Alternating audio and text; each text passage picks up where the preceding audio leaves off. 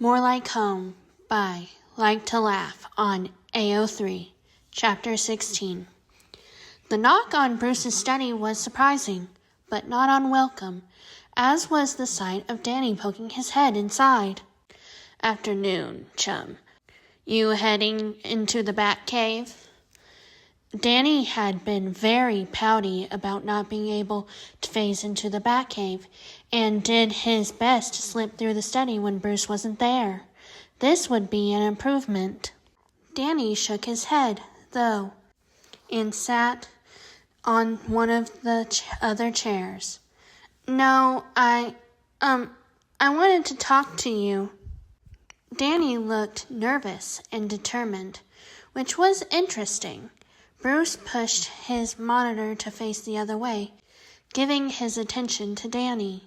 He'd been checking on the legal case against the Fentons, but it could wait. "What is it?" "I noticed something when you guys were telling me about Jason." Danny's fidgeting hands betrayed his discomfort with the topic, but his eyes stayed on Bruce, steady and expectant. His shoulders were relaxed.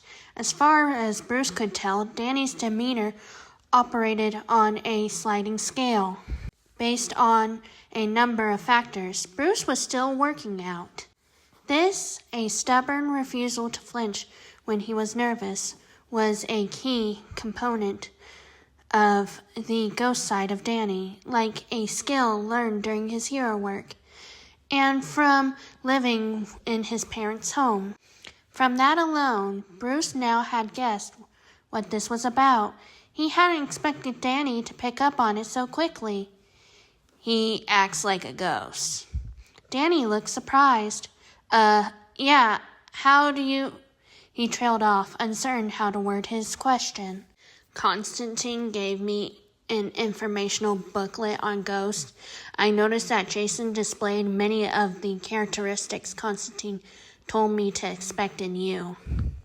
Jason was rarely far from Bruce's mind, and the closer than ever with dealing with the Lazarus waters or the undead. He was drawing parallels before he even finished the book. "What about it?" Danny blinked a few times and glanced away, reorientating himself in the conversation. Bruce waited. Finally, Danny focused on him again and clarified. "I don't know how much Constantine told you, but guardian spirits are typically limited in how much they can compromise." He shrugged, and Bruce could almost see him pushing away the desire to avert his gaze again. "It's not like the other ghosts where you have to spend a certain amount of time on it. It's about how much they can bend before they feel like they're not keeping their territory safe." Danny hesitated, and Bruce nodded for him to continue. This was interesting. Danny had an easier time talking about ghosts when he was able to distance the topic from himself. By talking about Jason instead, Danny was willing to give Bruce more information than he had had at any point up until now. Danny bit his cheek. I don't want to overstep. Still uncertain of his place in the family, second-guessing himself as he got more involved. It reminded Bruce of Duke's earlier days. "I'm aware you have information I don't. Your insight is welcome." Insight into Jason was always welcome, frankly. Their ongoing struggle to find accord was rife with frustration and misunderstandings. Danny relaxed at the implicit praise, his eyes lightening noticeably, though he didn't quite smile. "Jason might have given as much ground as he can," Danny explained. His fidgeting had slowed down now that he was confident Bruce wasn't reacting poorly. "Crime Alley seems like a rough territory to look after, and he already puts up with a lot, and Jason has already decided what it's worth to him, and to make sure his rules are followed." Don't sell drugs to children. Do not sell tainted drugs. Do not traffic humans. Don't mess with the working girls. Bruce said. He had them involuntarily memorized from the first time he heard them. It said a lot about Jason's experience as a child himself. Danny nodded. It's everything, he said bluntly. Making sure those rules are followed, it's worth everything. He can drop out of school, he can throw away his dreams, he can lose his family, or die all over again. But he can't let those things happen in Crime Alley. Bruce pressed his lips together. He'd known that, of course. But Danny spoke with a rattling certainty that spoke to something deeper. Because he's a ghost. If he didn't already feel that way, Danny said, it wouldn't have become an obsession. Dying and coming back just made it hard to prioritize anything else. The things that kept him from acting that way before, like Bruce's approval, he understood, or the law, or mercy for its own sake. Those things still mattered to him, but they aren't what matters most. There was an earnest plea reflected in Danny's eyes, most likely on Jason's behalf. Bruce resisted the urge to tap on the table in frustration, his stress rising as they approached what was always the tipping point between him and Jason. You said might, he said. That Jason might have given as much ground as possible. Danny shrugged apologetically. I'm not Jason. Maybe he can bend a little more.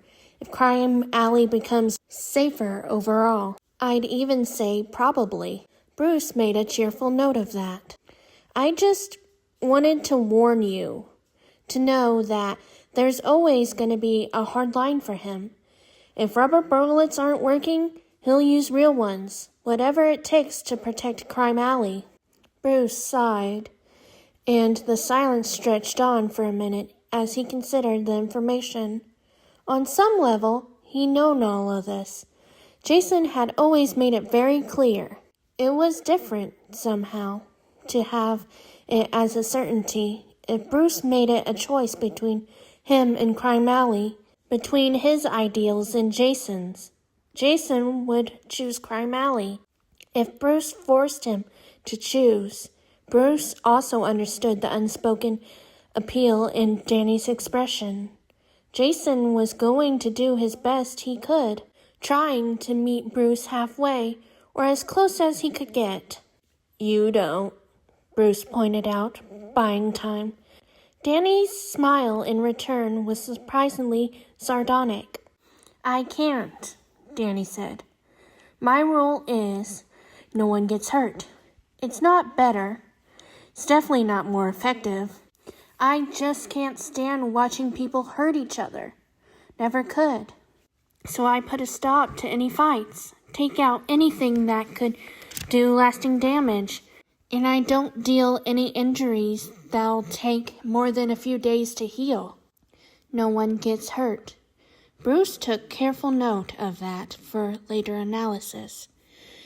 It certainly sets Danny's near-perfect casualty record in a new light, though it raised concerning questions about how he would handle Gotham. Do you compromise?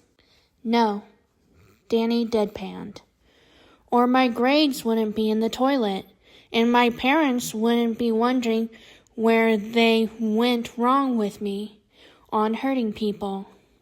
Danny shrugged. It depends on how weighted the equation is. Twice I've imprisoned ghosts that will never see the light of day again.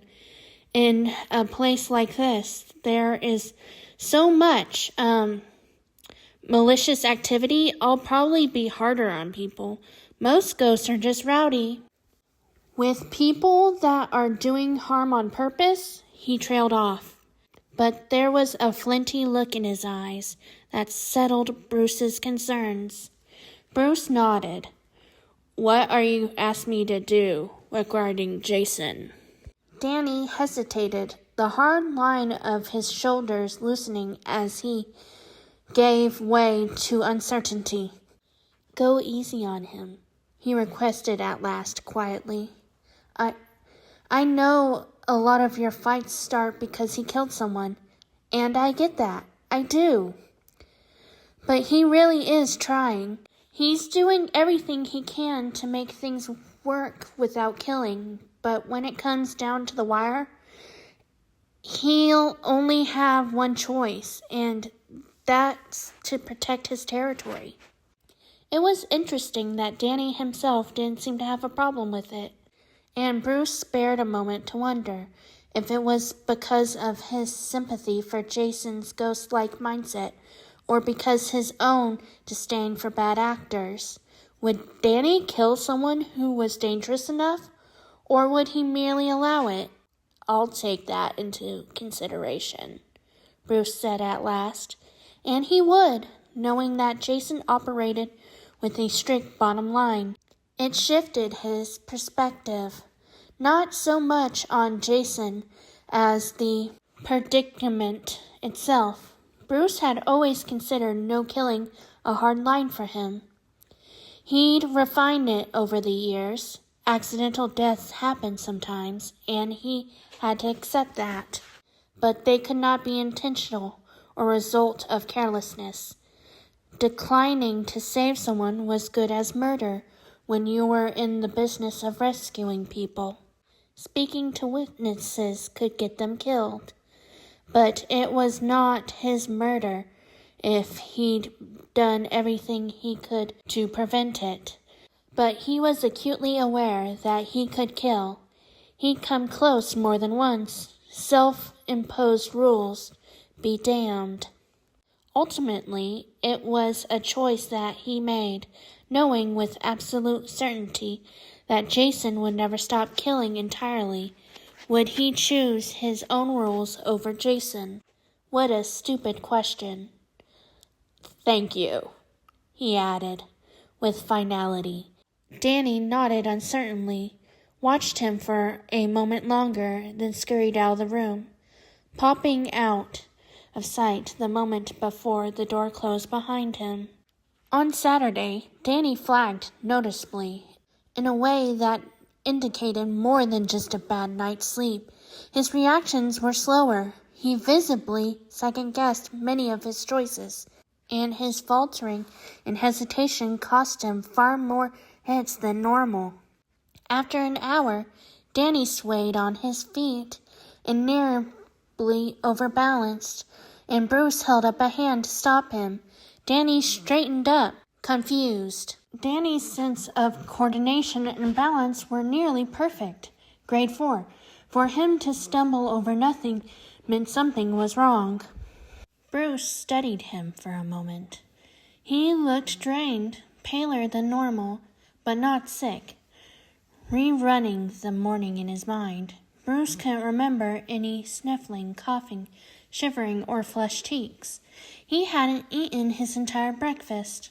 But that wasn't unusual for Danny's, whose appetite came and went with his stress levels. His parents would be calling today, which so far had been uniformly stressful. "You seem tired," Bruce said at last. Danny tilted his head, and Bruce elaborated. "You're not concentrating, and you're moving more slowly than normal.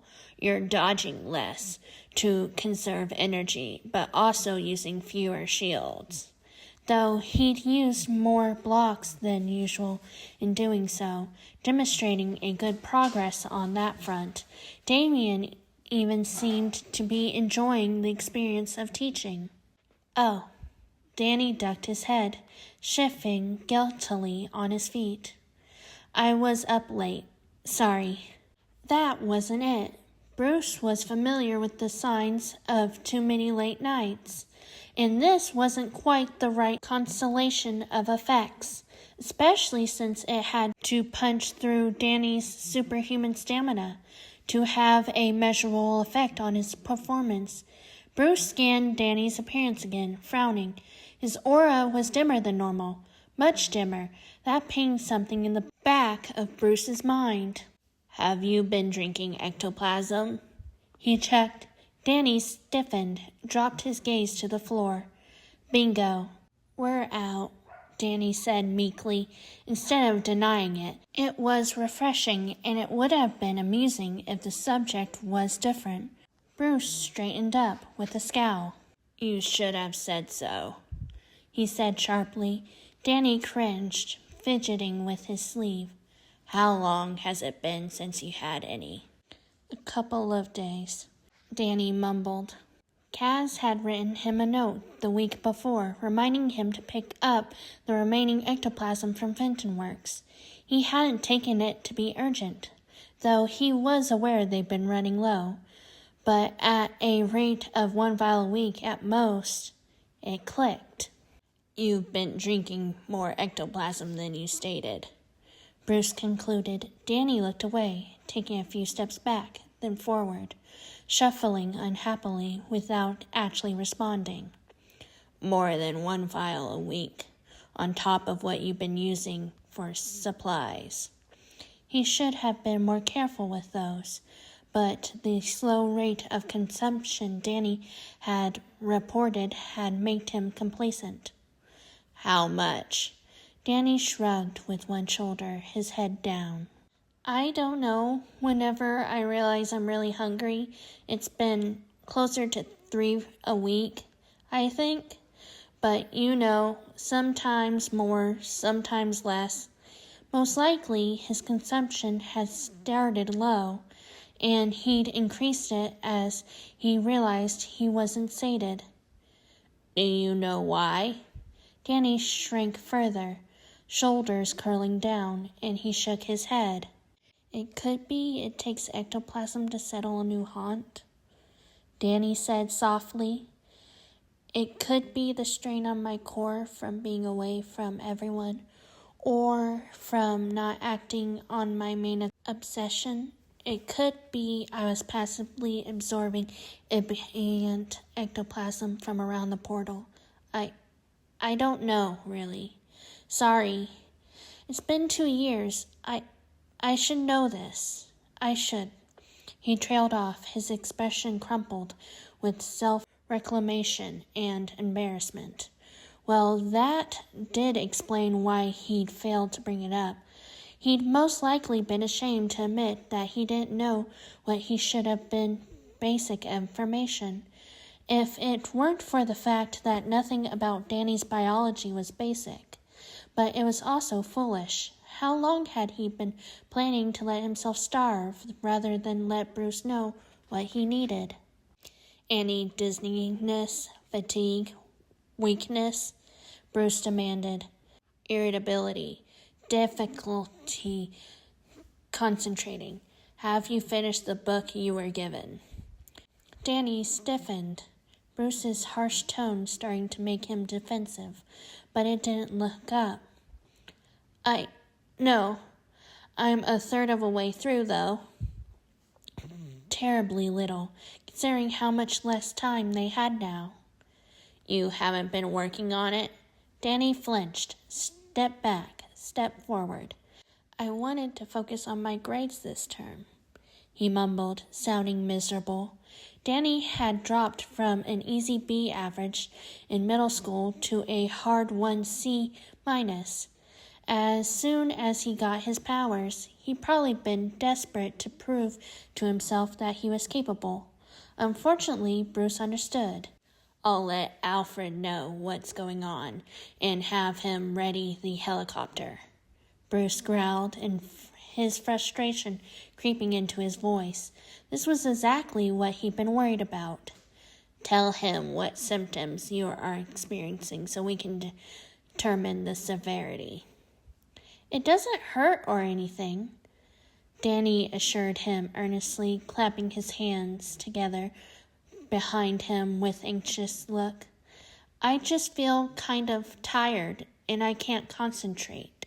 Bruce didn't remember enough of the medical notebook to translate that, but he was unimpressed by Danny's attempt to play his condition down, like, well, he'd only been completely without for a few days.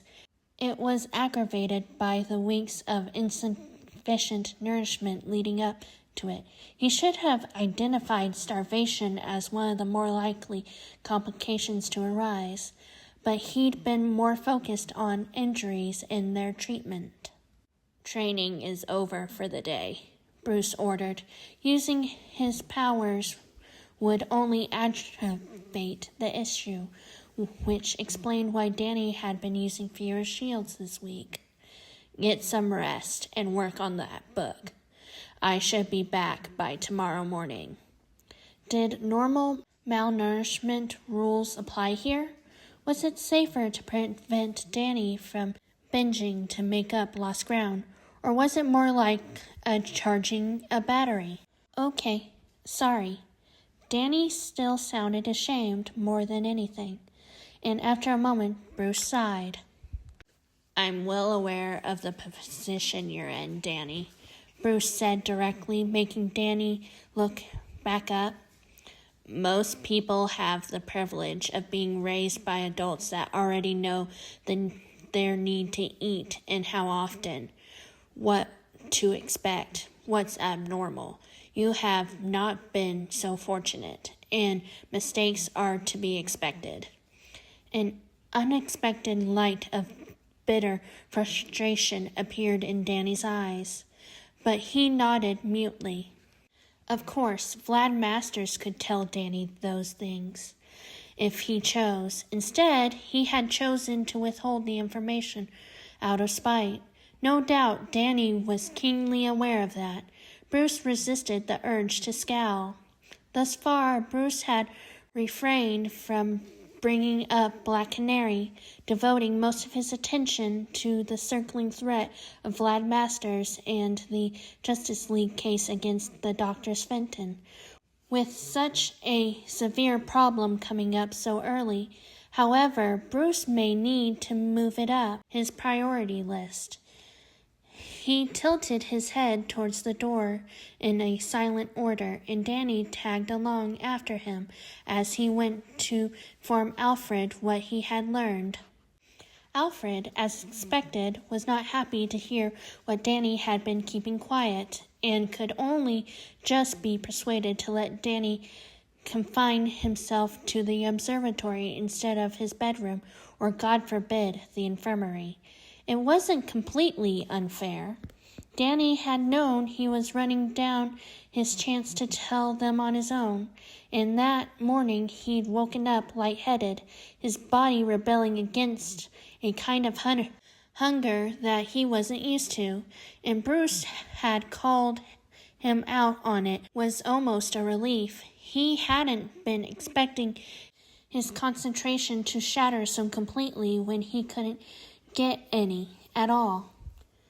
If nothing else, thumbing through the sky atlas in the observatory eased some of the stress on his strained core.